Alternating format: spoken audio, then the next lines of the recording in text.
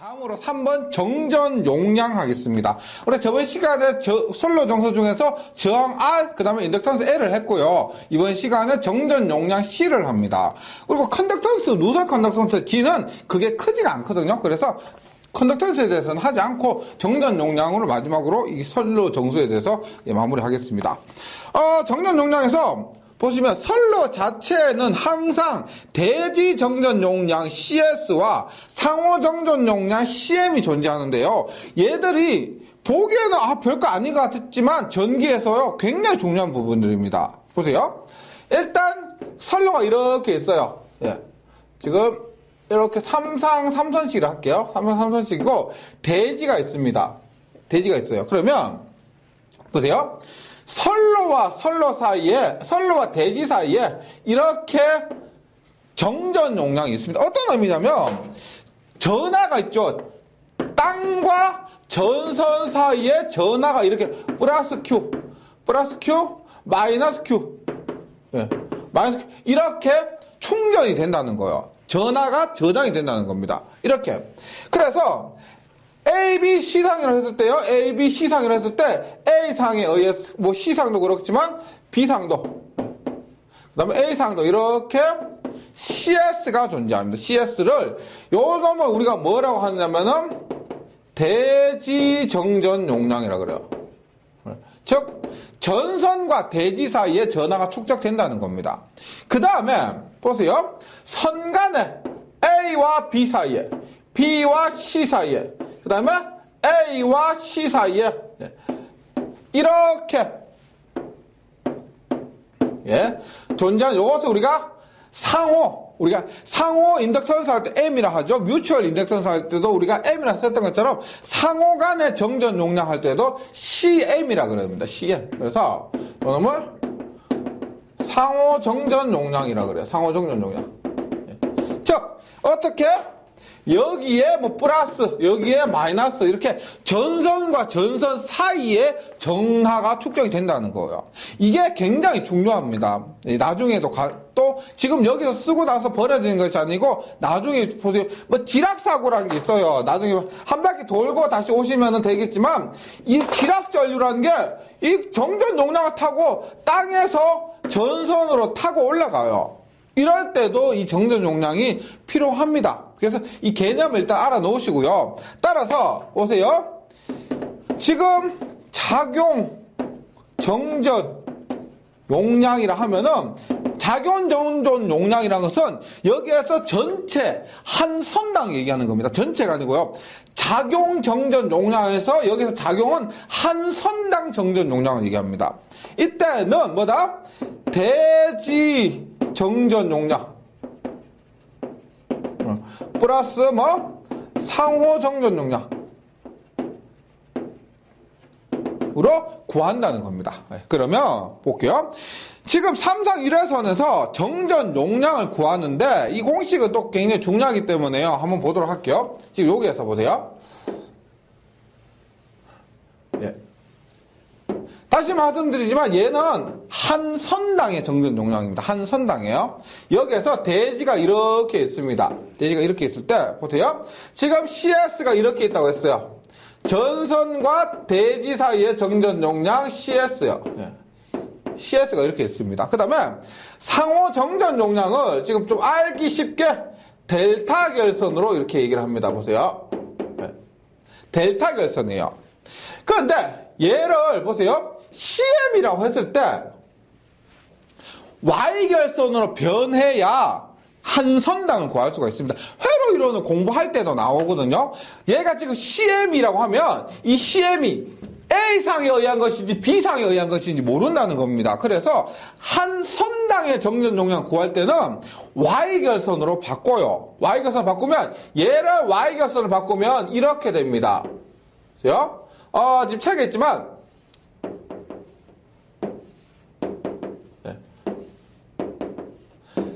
뭐냐? 3CM이 돼요. 3CM. Y결선을 하면은. 어이구, 얘가 이렇게 되죠. 요거 원리는 뭐 어렵진 않은데 이렇게 돼요. 우리가 보세요. ZY는 Z 델타의 3분의 1입니다. Y결선으로 하면 임피던스가 3분의 1이에요. 그런데 XC는 오메가 C분의 1이 돼요. 그럼 보세요. 우리가 콘덴서를 델타 결선에서 Y 결선으로 바꾸잖아요. 이렇게 Y 결선 바꾸게 되면은 임피던스가 어떻게 돼요? 델타로 하면은 ZY는 델타의 3분의 1이 된다는 겁니다. 3분의 1이 되려면 근데 C값은 어떻게 C값 오메가 C분의 1이에요. XC는 요거 XC를 Z라고 보시면 XC는 오메가 C분의 1로서 C값이 반비례하게 되는 겁니다. 따라서 임피던스가 3분의 1로 되면 이 C값은 얼마가 된다? 3배가 돼야 되는 거예요. 3배가요. 그래서 교재에 있는 그 과정이 이렇게 되는 겁니다. 델타를 Y로 바꾸면, 이 델타를 Y로 바꾸면 얼마? CM이 3CM, 3CM, 3CM 이렇게 바뀐다는 거죠. 네. 그러면 보세요. 요거 다시 이렇게 나타내면 어떻게 된다? 보세요. 요렇게 보면은 보세요. CS, 각 상마다 CS가 이렇게 있었죠. CS인데, 지금 보세요. 여기 CS 있고, 요거 얼마, 요거 3CM이죠. 3CM이 이렇게 생기게 되는 겁니다. 그 다음 B상에도 똑같이 CS와 3CM. 예. C상에도 똑같이 CS와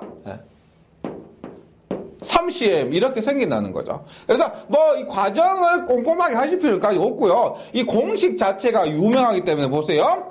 콘덴서는 자기하게서 합니다. 콘덴서는 병렬 연결일 때 더해요. 그냥. 그래서 한 상의 정전 용량 C는 한 상의 작용 정전 용량 혹은 부분 정전 용량이라고 그럽니다. 부분 정전 용량, 작용 정전 용량은 한 상에 얼마? 그냥 CS 플러스 3CM 이렇게 되는 거예요. 네. 이것이 3상 1회선에서 한 선당 작용하는 작용 정전 용량 혹은 부분 정전 용량 이렇게 얘기를 하는 겁니다. 네. 그리고 콘덴서가 CS와 3CM이 병렬인데 왜 이렇게 더하느냐 하는 것은 자기학에서 확인하셔야 돼요. 만약에 자기학 공부하지 않으셨으면 외워주시고요. 이렇게 하시면 됩니다. 네. 그래서 다시 요거 굉장히 중요하거든요. 네. 3상 1회선에서 한 선단 작용하는 정전 용량입니다. 네. 요거 꼭 기억해 주시고, 그 다음에 얘는 3상이었고요. 단상을 한번 보세요. 단상. 단상은 이렇게 두 가닥이죠. 맞죠? 두 가닥이고, 이렇게 했을 때 보세요. 지금 얘도 CS가 있을 것이고요. CS가 있을 것이고, 얘도 CS가 있을 것이고, 상호간에 얼마? CM이 있을 겁니다. CM이요. 근데, 보세요. 직렬로 연결해서 합성 전정 용량이 CM이 돼요. CM이 돼요. 그러면 이것도 자기학에서 공부하게 되면 이렇게 됩니다. 보세요. 얼마 된다? CS와 얘가 뭐다? 한 상당 ECM과 ECM이 직렬로 연결되면 합하면 CM이 됩니다. 콘덴서는 그래요. 예. 그래서 한 상당 얼마? 얘가 CS고 한 상당은 얼마? ECM이 되는 겁니다. ECM. 네. 이렇게 되는 거예요. 따라서 지금 제가 설명드린 부분을 깊이 있게 유도까지 안 하셔도 됩니다. 그러면 결론적으로 보세요. 지금 작용 전종 용량에서 3상에서는 얼마? CS 플러스 3CM이 되고 단상에서는 얼마? CS 플러스 ECM이 됩니다. 그러니까 어렵진 않죠. 공식 자체가 어렵진 않는데 꼭 기억을 해주시기 바랍니다. 이렇게 됩니다. 그래서 한 상당 작용 정전 용량 혹은 부분 정전 용량은 이렇게 된다. 그리고 한 선당 작용 정전 용량이 있습니다. 보세요. 이 값이에요. 이 값을 우리가 보세요. 인덕턴스 구할 때 어떻게 했어요? Li 플러스 Lm이 그랬죠. 합성 인덕턴스는 자기 인덕턴스 플러스 상호 인덕턴스였습니다. 인덕턴스에서는 우리가 그냥 더하면 되는데 이 값이 얼마였다?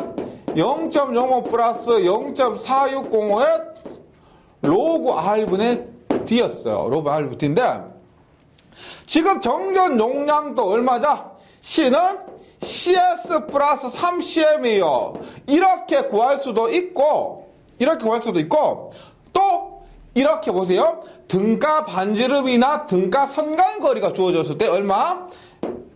꼭 외워주세요. 0.02413의 로그의 R분의 T입니다. 얘는 마이크로페라 퍼 킬로미터예요. 네. 앞에서 얘기도 단위가 뭐예요?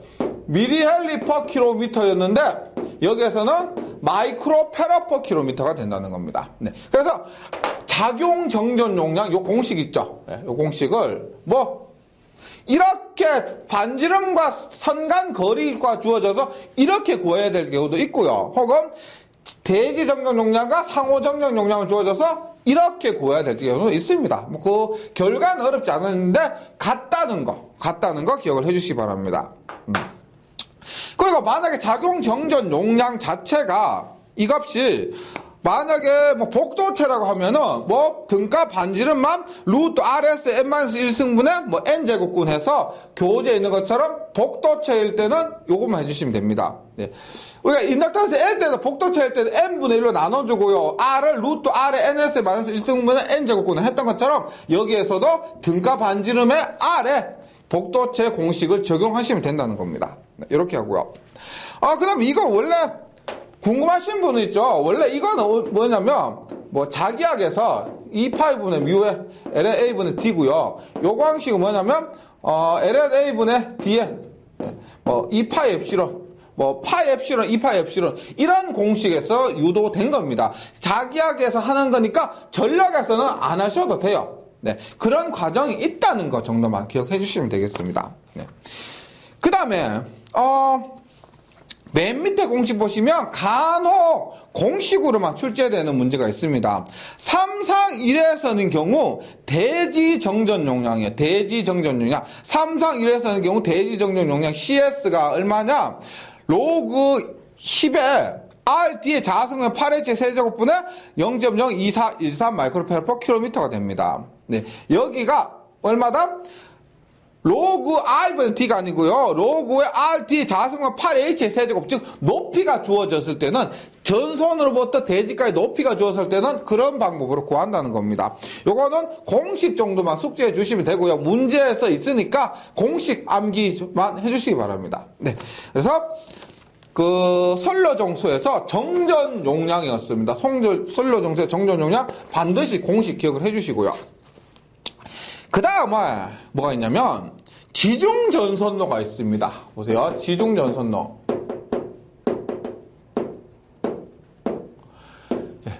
지중전선로는 알겠시겠죠? 우리가 지금까지 했던 요거 있죠? 요것을 이렇게 가는 것은 이거를 우리 뭐라고 하냐면 하늘로 간다고 해서 가공전선로라고 합니다. 전선이 하늘로 가는 거 있죠? 공중으로 지나가는 것을 가공전선로 하는데 지중전선로는 땅으로 지나가는 것을 지중전선로라고 해요. 땅으로 지나갈 때. 한번 봅니다. 이런 거 실기에서 자주 나오죠. 지중전선로의 장점 몇 가지, 단점 몇 가지 이런 것들이에요. 봅니다. 일단 케이블만 사용 가능하다. 기중전선로에서는 케이블만 사용 가능합니다. 중요한 거요. 지중에서는 제가 첫 시간에 말씀드렸죠. 가공전선로가 있고 한데 나전선이 있고 절연전선이 있고 케이블이 있습니다. 근데 나전선은 피복이 없어요. 근데 피복이 없는 나전선은 땅 속에 있죠. 우리가 지중전선 가장 특징은 전선 간의 거리가 굉장히 좁죠. 맞죠? 그 지하에 터널을 한도 끝 없이 넓게 팔 수가 없기 때문에 선간 거리가 굉장히 좁습니다. 따라서 이 선간 거리가 좁기 때문에 이 지중전선로에 여기서는 나전선이나 절연전선을 사용 못하고요. 케이블만 사용할 수가 있다는 겁니다. 네. 그 다음에 가공전선에 비해서 L은 감소, C는 증가합니다. 왜냐면 뭐라 그랬어요? 얘는 선간거리 D가 굉장히 좁다 그랬죠. 맞죠? 선간거리가요. 따라서 L은 얼마? 0.058-04605 로그 R분의 D에서 D 값이 감소하니까 전체적인 L 값이 감소하게 됩니다. 그 다음에 C 값은 얼마요? 0.02413에 얼마? 로그 R분의 D요. 분모가 작아지니까 분자는 커지게 됩니다. 그래서 첫 번째, 케이블만 사용할 수 있다는 건 기본 중에 기본이고요. A 값은 감소, C 값은 증가가 됩니다. 이런 장점이 있어요. 그 다음에 뭐 보시면 금방 이해하실 겁니다. 도시의 미관상 좋다. 미관상 좋다. 그 다음에 기상조건, 뇌 풍수에 의한 영향이 적다는 겁니다. 뭐 땅속으로 지나가니까 바람이 부나 천둥이 치나 괜찮다는 거고요.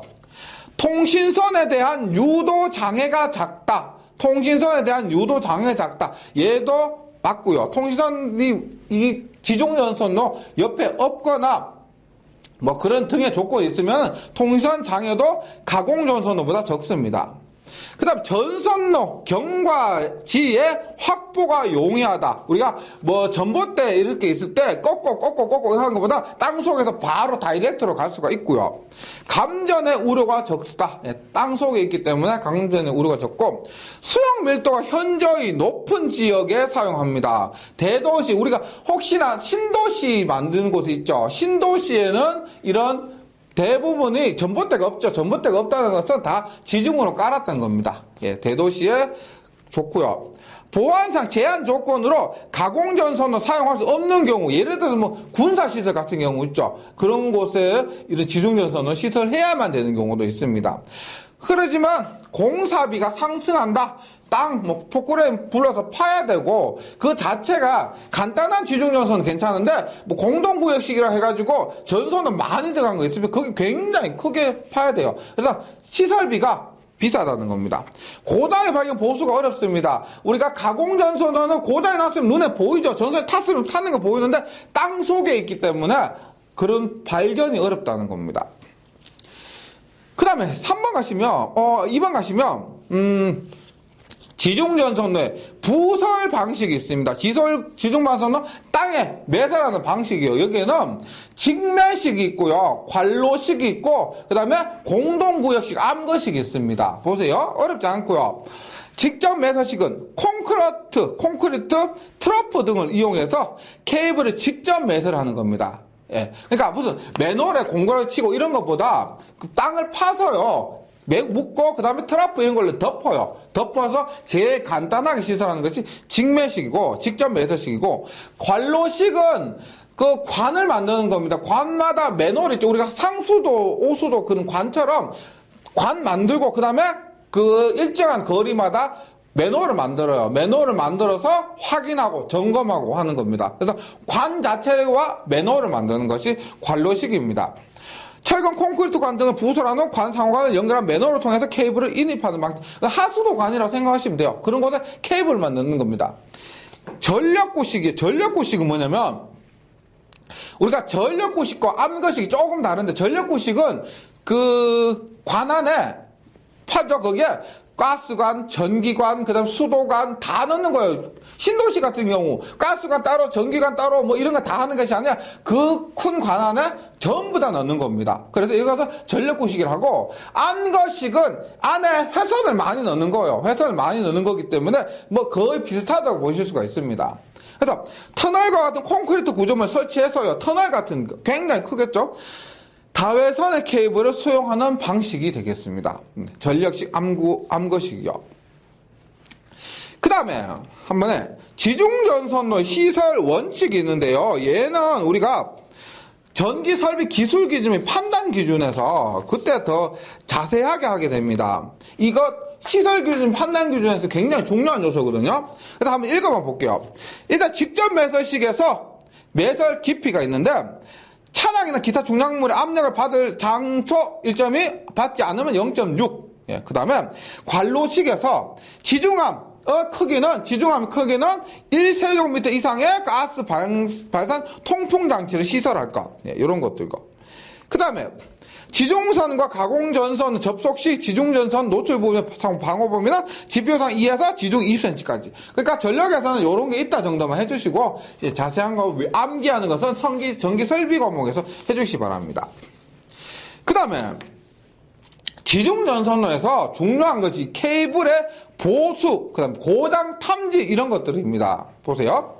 일단 케이블의 보수나 측정인데, 이게 기존 전선로가 가공 전선로와 다르게 보이지가 않습니다. 눈에 보이지가 않기 때문에 이런 방법이 뭐 고장 났는가, 절연이 파괴됐는가 이런 거 측정하는 방법이 특별하다는 겁니다. 그래서 선로 측정에서 유전체 역률 측정이라는 게 있습니다. 유전체 역률 측정이란 것도 우리가 전기 자기약 과목 맨 마지막 장에 가면은 거기에서 유전체 역률이라고 해서 탄젠트 델타, 유전 손실 정점이라는 것을 배웁니다. 그것을 측정하는 거예요. 탄젠트 델타, 유전 손실 정점, 우리가 유전체 역률 측정입니다. 뭐냐?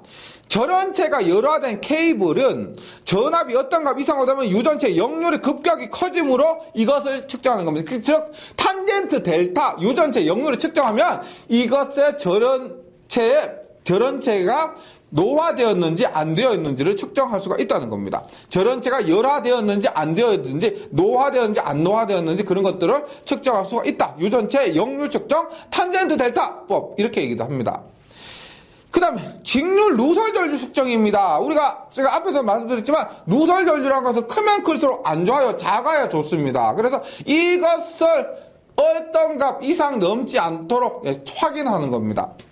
케이블의 도체와 차폐층 간, 도체란 것은 구리를 얘기하고요. 차폐층 간은 그것을 절연한 겁니다. 네. 그래서 도체와 차폐층 간 또는 도체 상호 간에 직류 고압을 가해서 흐르는 누설전류가 일정 값 이상으로 되거나 시간의 경과와 더불어 누설전류 크기가 증가하면 절연체가 절연 열화되었다는 것을 확인할 수가 있다는 겁니다. 그래서 누설전류 측정, 그 다음에 유전체 역률 측정으로 통해서 얘가 열화되었는지, 전선에 문제가 있는지를 측정하는 거예요. 즉, 전선 자체에 문제가 있는 것을 측정하는 것이 이거고요. 그 다음에 고장 탐지는 뭐냐?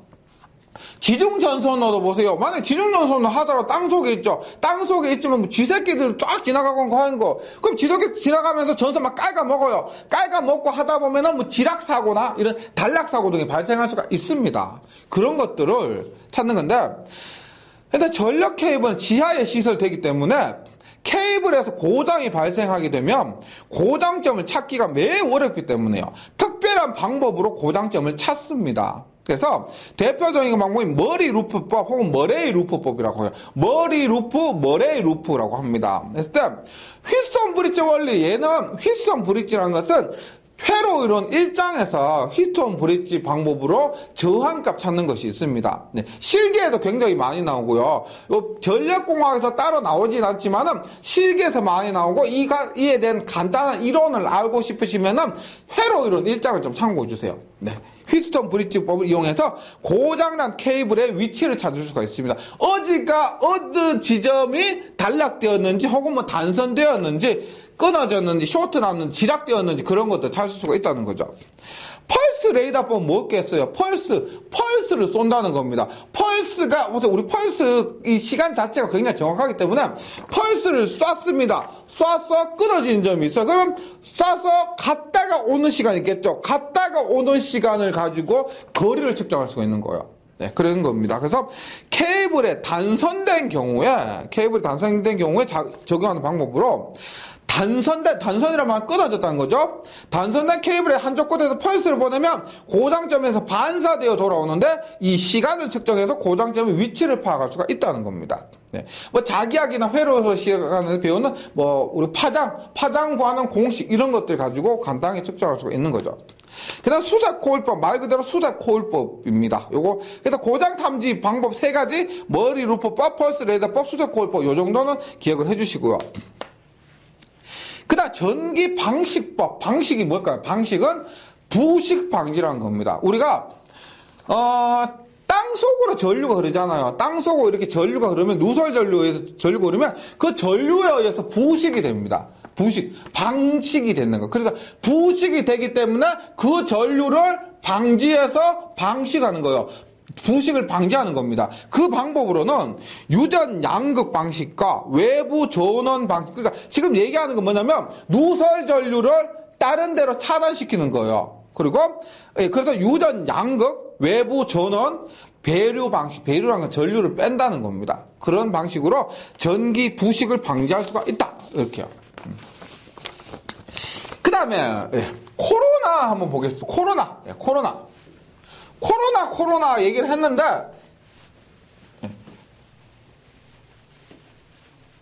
코로나 봅니다. 코로나가 도대체 뭐냐 하는 거예요. 보세요. 코로나. 그러니까 뭐 술 좋아하시는 뭐 멕시코인가 어디 맥주 이름 코로나 있죠. 전혀 상관없는 거고요. 코로나 보세요. 예를 들어 이렇게입니다. 제가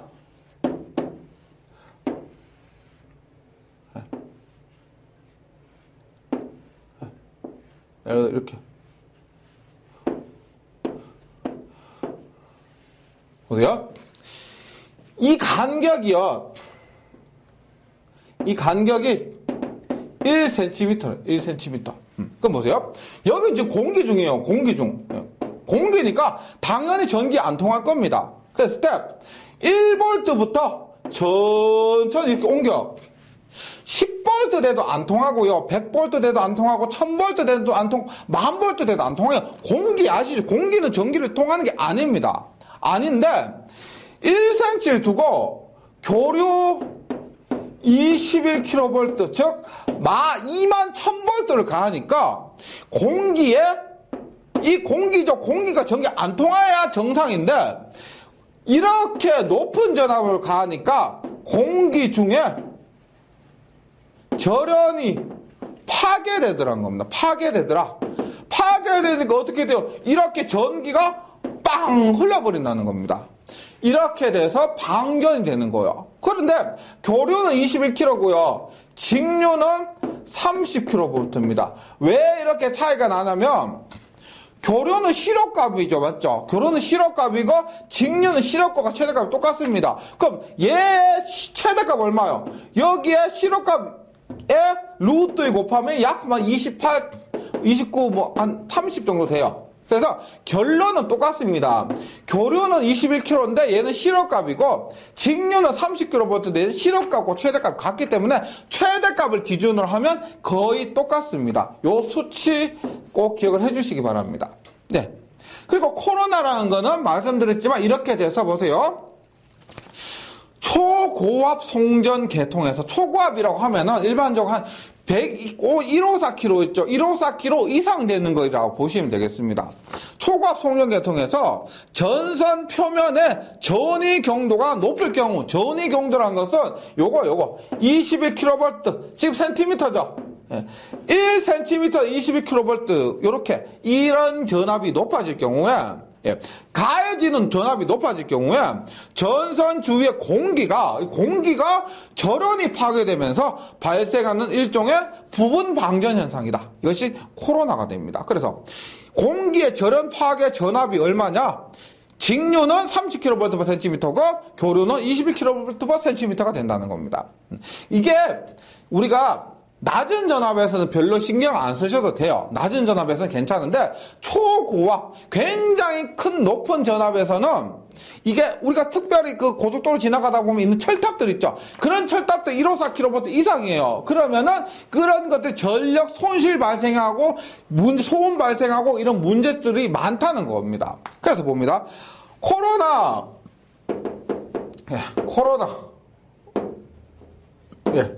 발생 결과 당연히 안 좋은 거죠. 당연히 안 좋은데 첫 번째가 뭐냐면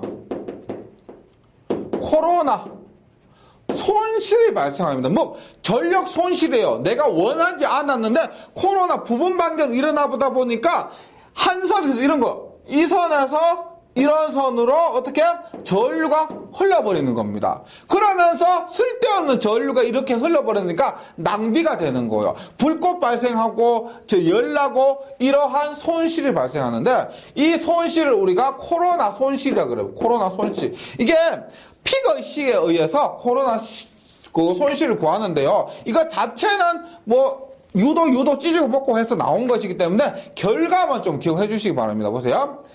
델타분의 241에 곱하기 주파수 더하기 25입니다. 주파수의 비례가 아니고 주파수 25 더하기 25 비례하고 그 다음에 플러스 ED 분의 T 뭐다? 선간거리입니다. 선간거리. D는 선간거리고 D는 지름입니다. 예. 대문자 D는 선간거리, 소문자 D는 지름이에요. 예. 여기에 곱하기 뭐냐? 여기 굉장히 중요해요. 2-2제로의 제곱. 2-2제로의 제곱.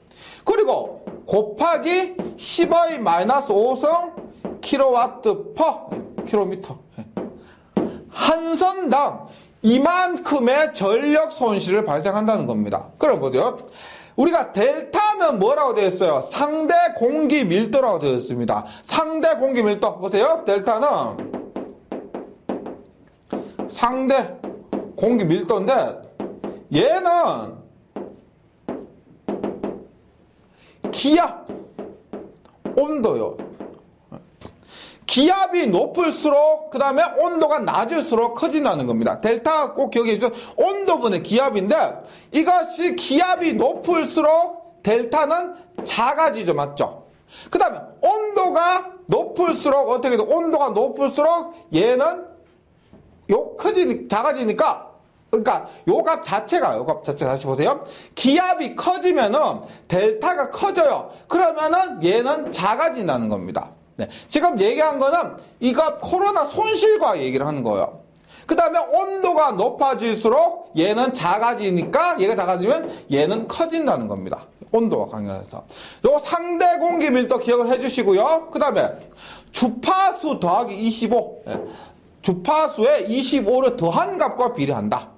그 다음에 D는 선간거리, D는 지름입니다. 지름. 그런데 요 놈 우리가 이렇게 할 수 있죠. 보세요. 루트에 2R분의 2D니까 반지름으로 두면은 어떻게 된다? D분의 R. 즉, 선간거리 분의 반지름 R로 나타낼 수도 있습니다. 예. D는 2R이니까요. 지름은 2 곱하기 반지름이니까 이렇게 나타낼 수도 있고. 그 다음에 요 값이 뭐냐? 요게 종류요. E가 뭐라고 되어 있어요? E가 대지전압입니다. 대지전압.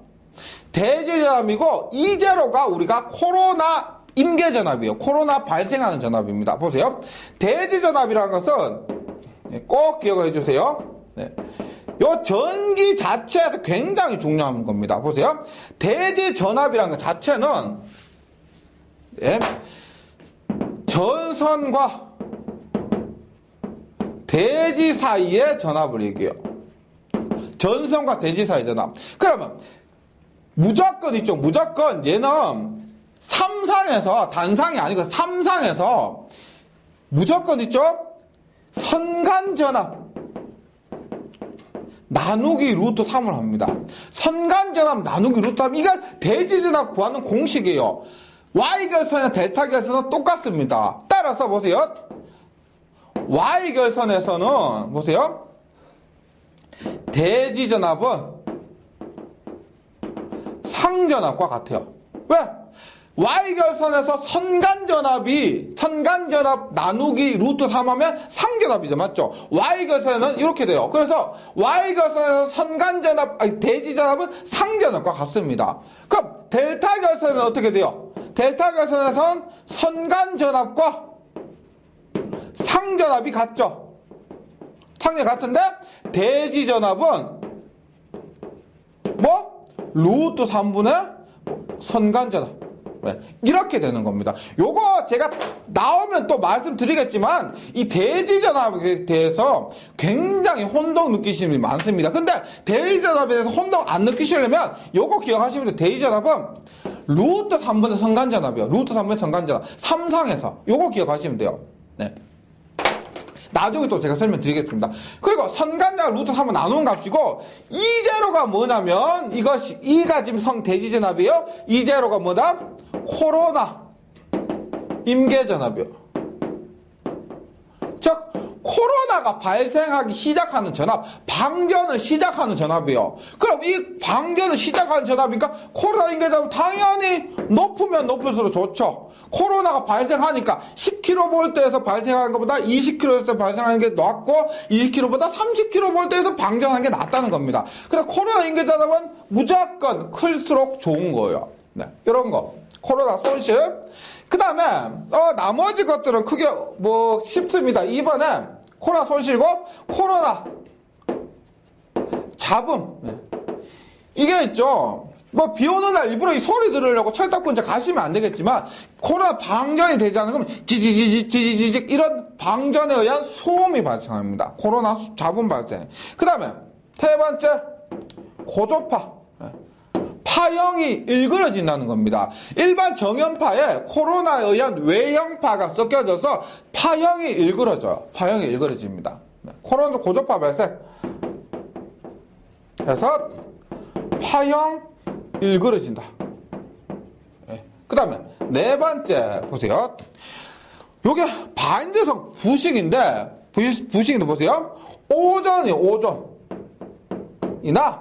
산화질소, 산화질소 이러한 것들이 코로나 방전에 발생하면 오존이나 산화질소 이런 것들이 우리가 그 수분 있죠, 수분. 이 코로나 얘는 언제 많이 발생하냐면 물기가 많은 비 오는 날 있죠. 그런 날 절연이 더 빨리 파괴됩니다. 그래서 이런 수분 혹은 습기 등과 합쳐져서 뭐 질산 혹은 초산이라 그래요. 질산 혹은 초산에 의한 전선 바인드선이 부식입니다. 여기에서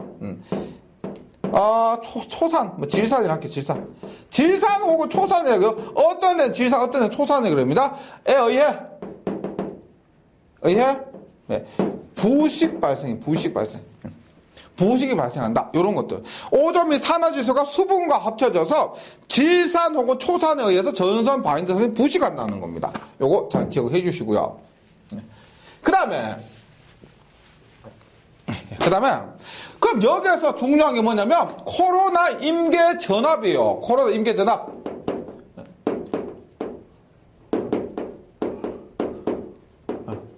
코로나 임계 전압이 높으면 뭐 문제 없겠죠. 코로나가 발생한 전압이 높으니까 방전 안 하겠죠. 따라서 문제가 없습니다. 그래서 얘가 얼마냐면 보세요. 얘도 꼭 기억해 주시기 바랍니다. 24.3이요. 앞에 24.3이 들어가고 M0 M1입니다. 얘는 날씨 표면 등에 의해서 M0 M1입니다. 그 다음에 델타 D 앞에 했죠? 로그 R분의 D입니다. 이것이 코로나가 발생하는 임계 전압이요. 단위는 킬로볼트요. 송전에서 웬만한 킬로볼트고요. 봅니다. 이 전압은 높으면 높을수록 좋아요. 24.3에 M0, M은 델타 D 로그 R분의 D요. 그럼 보세요. 일단 M0는 뭐냐? 표면 개수입니다. 표면 개수. 보세요. 우리가 단선이면 이렇게 매끈할 겁니다. 단선은요. 그런데 연선이면 이렇게 표면 이렇게 울퉁불퉁 하겠죠. 울퉁불퉁 할 겁니다. 그러면 얘가 뾰족한 이 부분이 지금 뾰족하죠, 맞죠? 뾰족합니다. 따라서 코로나 발생 전압이 더 낮다는 거예요, 얘가. 그래서 단선은 1이나 뭐 ACSR 같은 경우 0.8 정도인데 단선이 코로나 임계 전압이 1이니까 더 높다는 겁니다. 그래서 여기에 표면 개수. 그 다음 M1은 뭐라고 되어 있어요? 날씨 기상 개수입니다. 날씨 기상 개수. 즉 여기가 비 오고 막 비 오면 어떻게 돼요? 습기 많죠. 습기 많으면 전선과 전선에 습기가 꽉 있으면 그 방전이 더 많아질 겁니다. 비가 오는 날 코로나 방전이 더 많습니다. 그래서 만약에 얘가 건조하다 그러면 이 값이 높을 것이고 습기가 많다 비가 온다 그러면 이 값이 낮을 겁니다. 그 다음에 델타는 앞에서 뭐라 그랬어요? 뭐 온도분의 기압에서 상대 공기 밀도라고 했죠. 상대 공기 밀도 온도분의 기압이고요. 지금 보시면 요거 보세요. 요게 뭐예요? 전선의 지름입니다. 전선의 지름. 요거 뭐예요? 전선의 반지름이요. 요것이 뭐냐? 선간거리입니다. 예.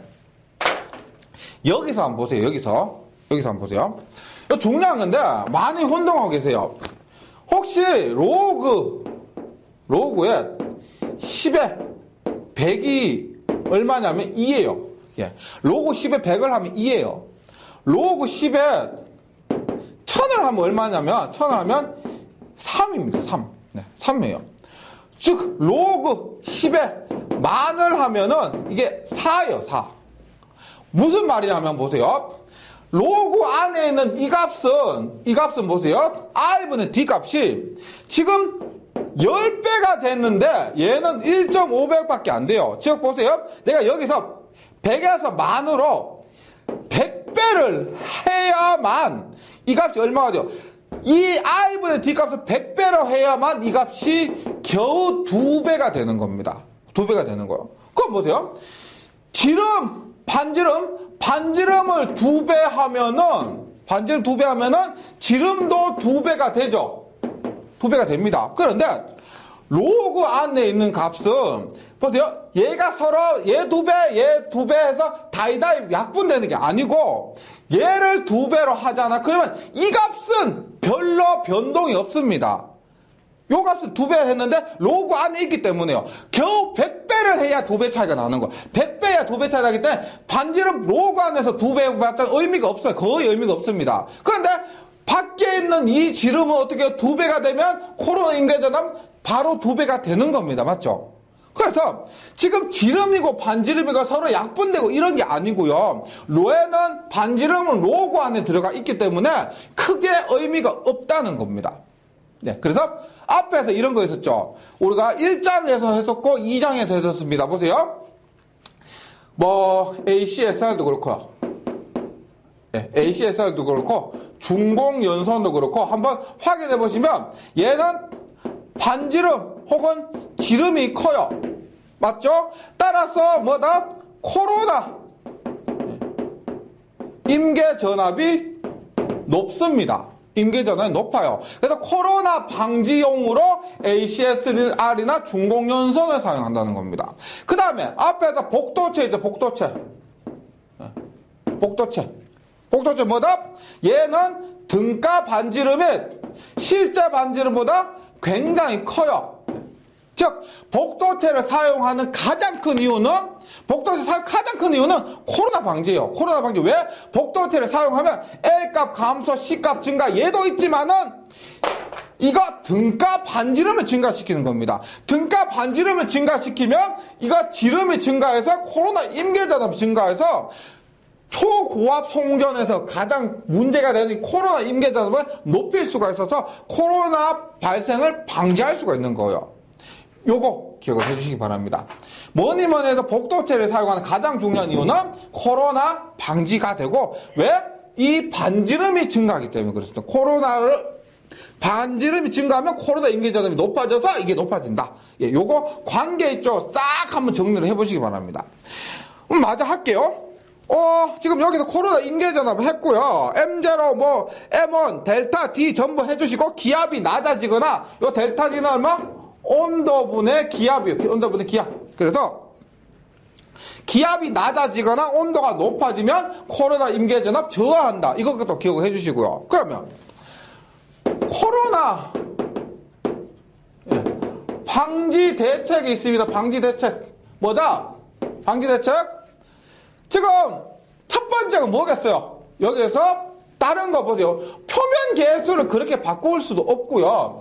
여기에 날씨도 함부로 바꿀 수가 없습니다. 이것도 델타도 함부로 바꿀 수가 없죠. 그럼 우리가 여기서 바꿀 수 있는 건 전선을 굵게 하는 거예요. 전선을 굵게 하는 겁니다. 그래서 여기 전선 직경을 굵게. 이것이 복도체가 됩니다. 복도체. 다시 말씀드리지만 굵게 하더라도 여기에 의해서 굵어지지, 여기 R은 로그 안에 있기 때문에 영향이 별로 없다는 겁니다. 반대로 선간거리를 우리가 보세요. 선간거리를 100배로 했다. A상과 B상의 선간거리를 100배로 해보세요. 100배로 해봤자 임계전압은 2배밖에 안 됩니다. 선간거리 100배 해봤자. 근데 굵기를 2배로 하면 바로 2배가 되는 거예요. 이렇게 돼서 전선 직경 굵기 이것이 가장 크고요. 나머지는 건들 수 있는 게 별로 없습니다. 그 다음에 가선 금구류 계량 이런 가선 공구 전선을 설치하는 데 필요한 금속 공구 이런 것들이 있어요. 이런 것 금속 기구 등이 있는데 이런 것들에 의해서도 코로나가 발생할 수가 있습니다. 그래서 이것들을 새로운 것으로 가선 금구류 계량 하는 것이 이런 금구류를 새로운 것으로 교체해준다. 이렇게 보시면 되겠습니다. 그래서 코로나 방지 대책, 뭐 복도체, 중공연소, ACSR 이런 거, 가선 금구류 계량 이런 거 잘 정리해 주시고요. 뭐 그게 수학적으로 어려운 거 없고요. 이 공식은 좀 힘드시겠지만 코로나 손실 공식, 코로나 임계전환 공식은 꼭 좀 기억을 해주시기 바랍니다. 예, 여기까지 2장 선로정수 및 코로나 부분 이론 마치고요. 저는 문제풀이에서 다시 뵙도록 하겠습니다. 수고하셨습니다.